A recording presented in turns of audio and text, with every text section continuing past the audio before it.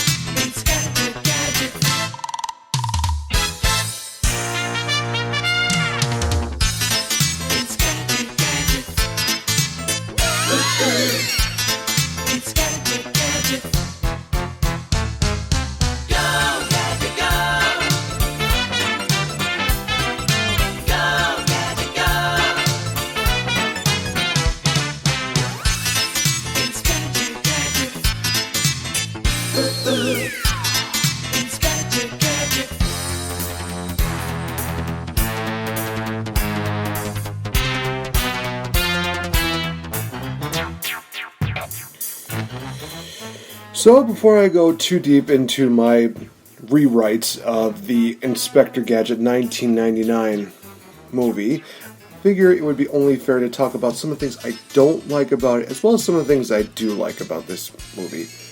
So let's just get right into it. So we're starting with the things I don't like about this movie. Alright, just gotta grab the list. It's about 40 pages long, so bear with me.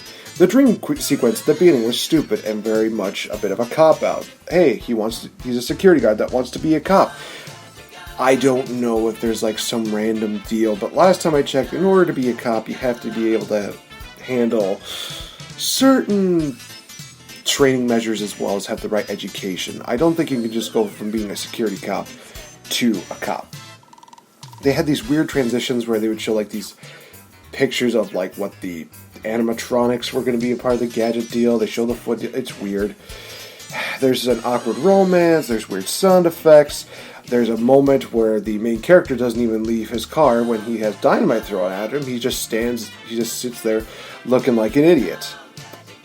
And that didn't kill him. Because, hey, this is supposed to feel like a cartoon, right? Broken bones, concussion, and trauma. Great. We had a bubbly mayor, and somehow she's like the brains behind everything, whether it's the police force or just anything and everything. The operating scene is kind of weird. Claw gets his name because he references Madonna, which is really weird considering who Claw is being played in this movie. We had a guilt trip for the phrase of Go Gadget. The Gadget-mobile was annoying as hell. Any scene that has the villains go by too quickly. Penny is barely even featured in this movie. They have two robots in this that make absolutely no sense. A weird fourth wall break, a horrible CGI animation, mocking Godzilla, a rushed death scene, stupid fight scenes. One of the villains turns good for reasons. The climax is a bit of a hit and miss. The villain who was a sidekick, he turns good, and he apparently admits to everything. Stupid end credit scenes. Then we get into the main sources of my dismay. That being Matthew Broderick and Rupert Everett. The chemistry between these two are just so weird, and the fact is that neither one of them are really going to be taken seriously as the characters. I've discussed my disdain for Matthew Broderick for so long. This was just not a role for him. He's not a physical comedian. He's not very charming in this movie. He's just comes off as really weird. There's a point where they have like two Matthew Brodericks, and the second one is even creepier than the first one. How is that possible? I don't even know. Rupert Everett, I remember him as Prince Charming from the Shrek movies. He just does not fit that role as Claw, even though he has a couple moments that admittingly are pretty interesting, to say the least. We can talk about some of the good things that we have on here. The co-worker for the security guard, known as John, she was funny. She had some one-liners that were really good. There's a brutal kill at the beginning. I legitimately laughed at the idea of the Yahoo sign coming in and just falling on the limousine of Claw and Sykes. There's a line that Rupert Everett has that he actually delivers pretty well, where he says, "Smoking kills," and he lights that dynamite and throws it at the Inspector Gadget, well, soon-to-be Inspector Gadget deal. That was good. Andy Dick, he plays a Kramer. He plays like the weird little scientist guy, but at the same time, he has some pretty good one-liners here and there. When Gadget wakes up and he finds out that he's got, gadgets for his hands and his body, he's got a good reaction out of that. That was the one time where I'm like, okay, I believe this.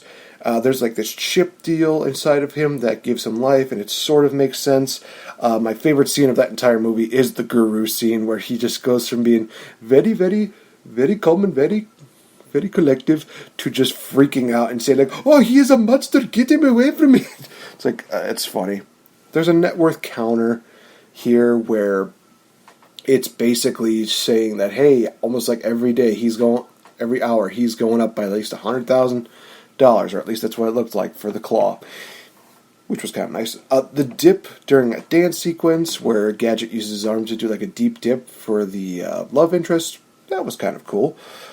The cops did not really want him on the force, which makes sense, sort of, but it's one of those things that I kind of thought that the reasons behind it were pretty, honestly, really good. And then there's like this Murphy Law where it's like an eye for an eye, but instead it's for a car for a hand. I thought that was kind of cool. There's this movie's just a big kerfuffled mess. And the fact of the matter is, it just does not really have that Inspector Gadget feel to it. It just feels like they're taking this entire movie and changing it into something that it really should not be. So, the question is, can I even do it better? Could I even make something out of this? Well, I'll tell you this, that I'm going to give it a shot. But at the same time, I know I could write it better. So let's first off state this. Matthew Broderick is not going to be playing Inspector Gadget, but that doesn't mean he's not going to be featured in the movie. I know that I've been saying a lot of harsh things about him, but I think at the start, if he's given the right direction, he can be a pretty good actor. So, in all honesty, he's going to start the movie off as Inspector Gadget. Now, he's going to be an investigator, not a security guard, because still it doesn't make too much in the way of sense, but he's going to be an investigator. He's one of those guys who wants to try to make it as part of the police force, because one thing that I've noticed is that investigators are kind of more independently contracted, whereas detectives were working with the police force and probably on their payroll. So he's more just trying to get onto the police force, period. But the thing is that the police force still do not want them, because he sometimes is pretty good-hearted. He finds more good in the people. He's more inept to just... He's just not what they're kind of looking for. Now, with that being said, we get the first deal where him and Claw kind of face off. But here's the thing. You don't see Claw's face. Heck, you don't even see that much of him. It's just this dark figure. You can see his hands, no problem. Maybe you can even see his legs, like where he's walking. But you'd never see his face, because that's the mystique of Claw. And to be honest, I would kind of pull off the...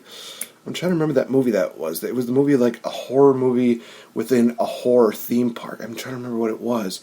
But in that movie, they don't even credit who the killer was, because it adds more mystique to that. I would do the same thing with Claw. Now, obviously later on we'll find out who he is, but I will only reveal that if we can make this into a trilogy. So guys, if you do enjoy this, I'm going to make this a little cheap plug here. If I can get about 25 listens on this episode, I will do the sequel to this movie. Now, if we can get this to 100, I will do the entire trilogy, and maybe I can even give an idea on who I would have play Dr. Claw. Now, getting back to this deal. So Gadget, in his human form, he's basically looking around, and he finds out that Dr. Claw wants to commit a crime. What the crime is, I'm actually going to go into that a little bit later. He just kind of gets bits and pieces. He's basically about to say, we are going to commit the biggest crime. Sorry. We are going to commit the biggest crime that this world has ever known. That's kind of my best Dr. Claw. So, we get that, but he gets unfortunately captured, and he is able to fend off against the henchmen. We get a little bit of a fight between him and Dr. Claw, but Claw is able to set off an explosion which seemingly kills Inspector Gadget, but it also burns Claw's hand to the point where the nerves are actually completely destroyed. That gives him a little bit more reason to don the claw, which I will talk about in just a bit. So unfortunately, John is in the hospital. He is in critical condition. There's possibly a point where he is probably not going to make it. We get introduced to Penny, who is just completely devastated at this fact. She thinks that we've already mentioned the fact that, she's lost her parents, and now she could lose the only family member that she has left in her uncle. This is where we get introduced to the female doctor, and she says, there might be a way that we can save your uncle. And it's with this experimental project that she and her father have been working on that she thinks that John might be the perfect fit for this. So they take a chance. While he's still in critical condition, they have him be the test subject for this procedure. And with this procedure, he makes it. He's able to live. But here's where it's going to get a little interesting. Remember when I said that Matthew Broderick was going to be in the first part of this? That's it. After the explosion, he is done with the movie. We have a new character, we have a new actor playing the role of Inspector Gadget. Heck, if we want to, we can make it be French Stewart. Honestly, I thought he was pretty good, even though he had some weird line given. If he's given the right direction, he can do very well. So it's a new face, and we also realize that Gadget is more prone to being gullible. He's a little bit slow. His short-term memory is kind of iffy. Like, some things he'll remember right away, but then other things he'll be like, I don't remember that at all.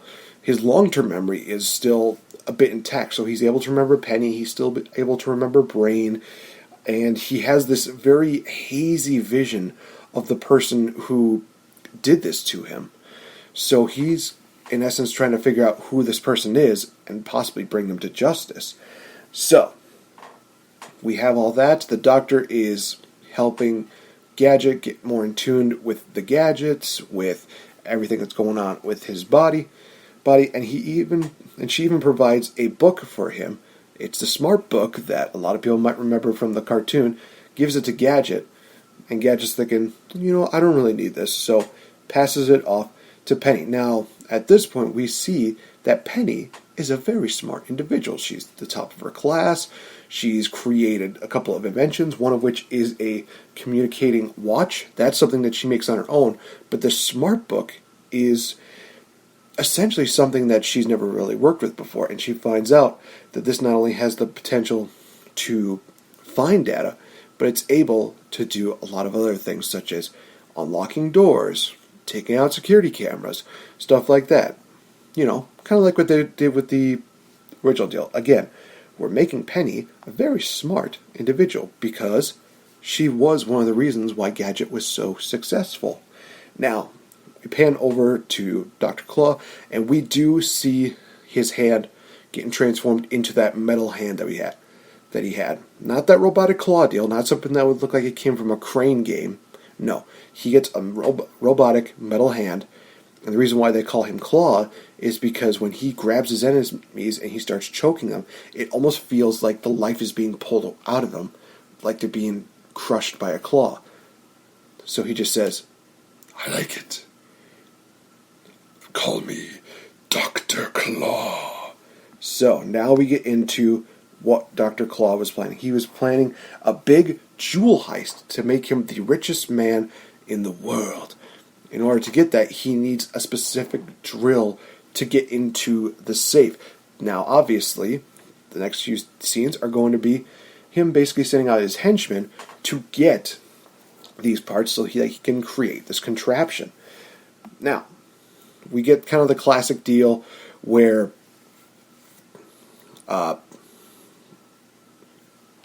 we do see Inspector Gadget meeting up with the henchmen. He helps a couple of them. He tries to apprehend a couple of them. But Penny is also in the background, helping to make sure that her uncle does not get hurt. So we see a lot of that. And the thing is that the police force is still a little bit hesitant about this. But at the same time, Chief Quimby is on the road of thinking, well, maybe we can trust him because of the fact that he has all these resources and he might be better. But as time goes on, we see Quimby is more or less thinking the fact that maybe we were wrong into thinking that he needed to change to be a hero. He was already a hero to start. So we get all these scenes where we see the henchmen are able to get away with these things. Gadget is trying to do this, but at the same time, again, he's too gullible, he's got a selective memory, he's just not entirely there yet. So, basically, he is being told by the police force, okay, we've let you handle this case, but if you screw this up one more time, then we're going to make sure that you do not have your, we make sure that you have your investigator rights, I'm trying to find the right word, revoked, there we go. So again, Gadget tries, but unfortunately, Claw's minions are able to get out of it. We get the scene where the inspector's, license is revoked. He's basically just at his weakest points, and basically he's just thinking, this was all I ever wanted to be, and I just wish that I knew what I was doing. I knew that I was great, but right now I just don't feel it anymore. We have that moment of tenderness where it seemed like these gadgets were going to make him a better person, but he needs to remember that it's not the gadgets that make him the better person. He is the one that makes the gadgets better. So we have a little bit of a redemption deal where he's able to figure out where Dr. Claw's going to be going, where the whole deal is going to be where the whole heist is going to be taking place. But before he finally figures it out, Penny's already going in to try to see to it that her uncle gets, name clear, that everything that he said is true. But unfortunately, she and Brain get captured. Now, that being said, Gadget goes off to find Dr. Claw, to apprehend Dr. Claw, and Claw says, "Well, Gadget, it seems that you have a choice. Stop us, or stop this." We see Penny and Brain. They are held up in a cage, and they're basically getting lowered down into a vat of acid, because why not? Let's have a little bit of suspense with this. And Gadget chooses to save his niece as well as Brain, tells them they need to go. They still kind of stick around to help out Gadget. We get the face-off with Gadget. Gadget kind of looks on it after a while, figures out that Dr. Claw is the one who basically made him become who he is. And there's also a moment where maybe Gadget has a line where he says, "I'm never going to forget what you did to me." And that's kind of one of those things that kind of sparks in Claw's mind, where he's just like, no. He says, "No, it can't be him. He couldn't have survived." So he has that kind of roaming in the back of his head. It's not one of those things where it's like a aha moment. It's just kind of one of those things that's kind of rallied in the back of his mind, where he's thinking, is this the same person? Is this that guy who, who I almost killed? But we don't see that. Claw's able to escape. The drill is destroyed thanks to Penny, but Gadget gets all the credit for it. And Penny's just happy to see her uncle getting the right justice that he deserves. And it seems like he's going to be going to be a part of the police force. Chief Quimby says, "We'd love to have you on." And Gadget just says, "Thanks, Chief, but I think I'm pretty content with where I'm at right now."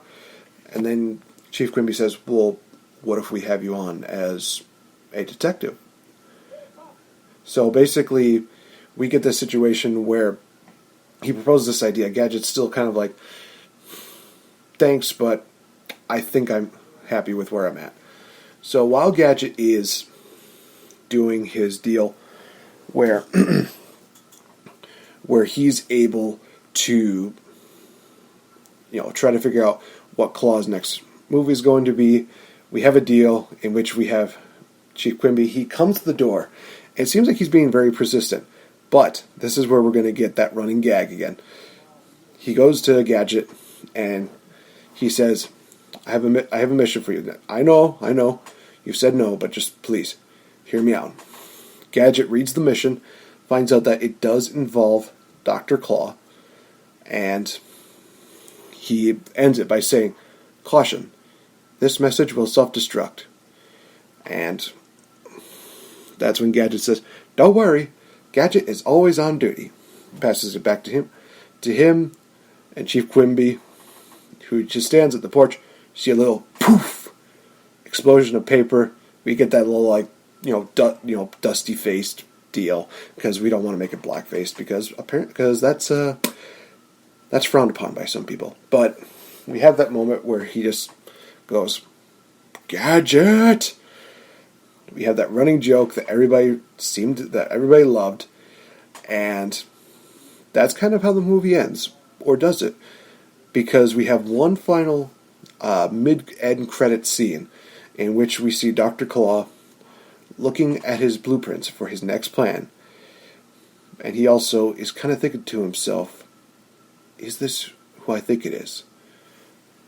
And then we hear that classic line, "I'll get you next time, Gadget. Next time." So that is how I would have rewritten the Inspector Gadget live action movie. So let me know what you guys think. Did you love it? Did you hate it? What are some of the things that you liked from the Matthew Broderick version? What are some of the things that you liked from my version? Please, by all means, let me know in the comment section below.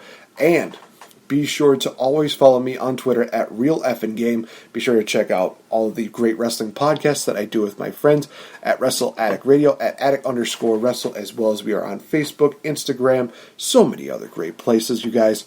So thank you guys so much for listening in, and I will talk to you guys in the next episode.